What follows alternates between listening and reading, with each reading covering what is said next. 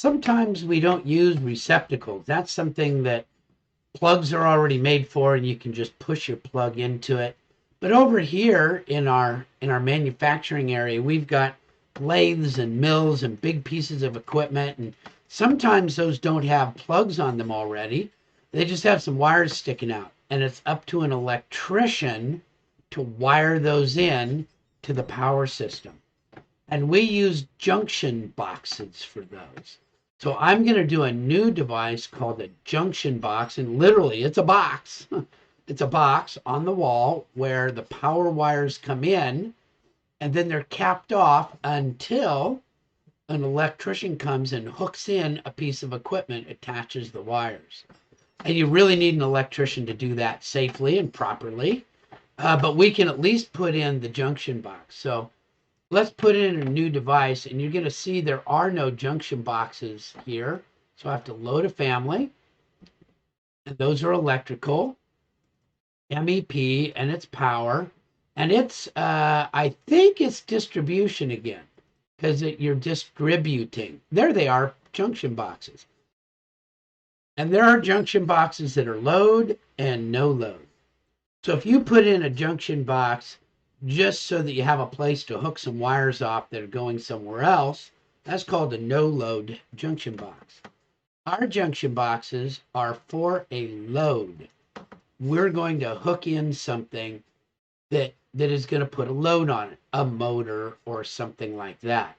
So I'm going to put in load junction boxes. There we go. And they're going to come, and there's going to be a whole bunch of them. Now I'm going to put in 208. Let's see if a three-phase will hook up.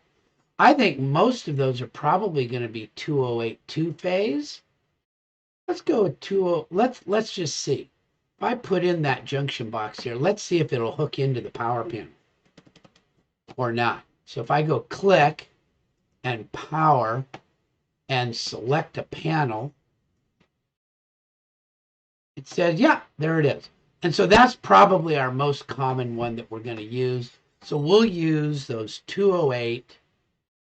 If I look at it, 208 two-phase junction box.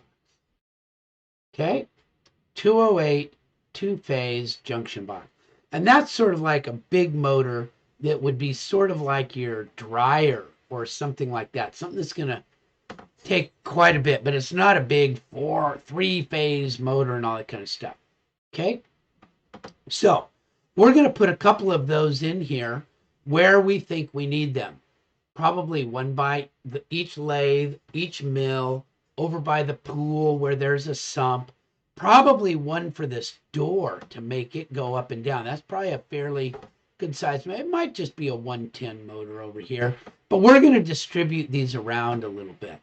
So let me put in some more devices, and I'm going to put in, there's a junction box there. There's going to be one for, and I'm just going to hook them up near the wall. There's going to be one over here, and I think at least one over by the pool. Probably your fume hood and stuff might need something over here, and I'll put one here. Cool. Now, it could be that I want to put those onto a new, excuse me, I might need to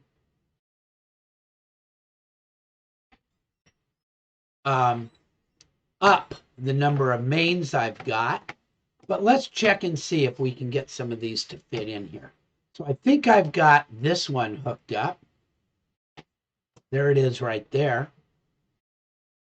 Okay, and so now let me hook up some of the others, and I can put them on the same circuit. So if I come to my modify my circuits, I can edit that circuit, and I can add a few more in. I can probably get 2 or 3 of those on one circuit and then make another circuit for my other 3. And it's kind of up to you.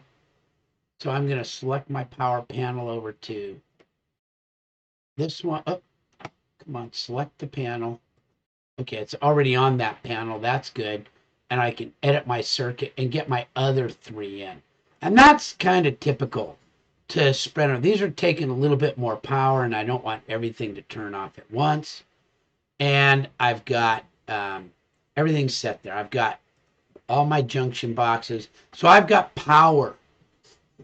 That's all of my power. Now, I may need more circuits than that later on. I may need more circuits. So here's how we do that. We go from here, and I can change that to a larger number of amps. And I can also, if I run out of amps on that, and I run out of circuits that I can use, I can change the number of, where is it? The max number. So I can change my amps, and I can change my max number of circuits later on if I start running out. So if I get too many plugs in and I run out of circuits and things, I can change that right here in my max number. And if it says that I'm running out of the total number of amps that I can put on that power panel, I can change it to a larger set of amps. Okay, and those usually go by 25s. I can get a 125, a 150, a 175, a 200, and I can just change it right there. Okay, and then I have to change this appropriately. Okay, these have to match. These two here have to match. All right, so that's how you get going with it. And then you'll have all of your receptacles and all of your junction boxes in zone 1, zone 2, zone 3. I only need junction boxes in zone 3. There we go. Then all of your power distribution devices will be installed.